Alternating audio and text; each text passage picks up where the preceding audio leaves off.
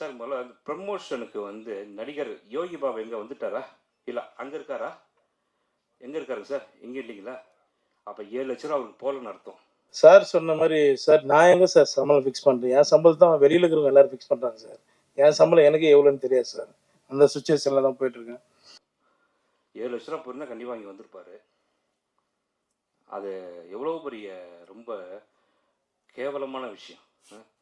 ஒரு ஒரு ப்ரமோஷனுக்கு தன் படம் சொல்கிறாங்க, சொல்லலை, பண்ணுறாங்க, பண்ணலை. தன் படம் தன் குழந்தைங்க அது.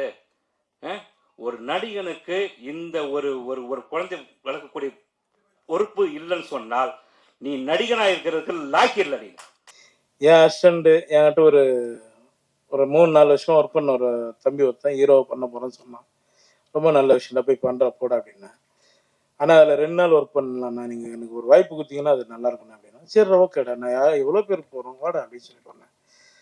அந்த படத்துக்கு தான் நான் 7 லட்சம் கேட்டேன், 8 லட்சம் கேட்டேன்னாங்க. இது என் படம், நான் தான் வரணும், இல்லைன்னா தப்பு, நீங்களே நான் தப்பாக எழுதுங்க, இது என்னோட படம். என்ன இது அர்த்தம்? இது ஒரு ப்ரமோஷனுக்கு நீ வர மாட்டீங்களா? வன்மையா கண்டிக்கிறேங்க. இதுக்கெல்லாம் நீங்க வந்து காலம் உங்களுக்கு கூடிய விரைவில் பதில் சொல்லும். எனக்கு எவ்வளோ பேர் பணம் தரணும் தெரியுங்களா? லிஸ்ட் எடுத்து கொடுக்கட்டுங்களா?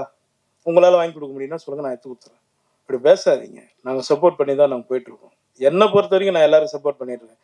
இன்னைக்கு 50-60 கோடி சம்பளம் வாங்குற டைரக்டரும் கூட எங்கேருந்து ஆரம்பிச்சாங்க நீங்கள் எல்லாரும் ஒரு முறை யோசிங்க, சரிங்களா?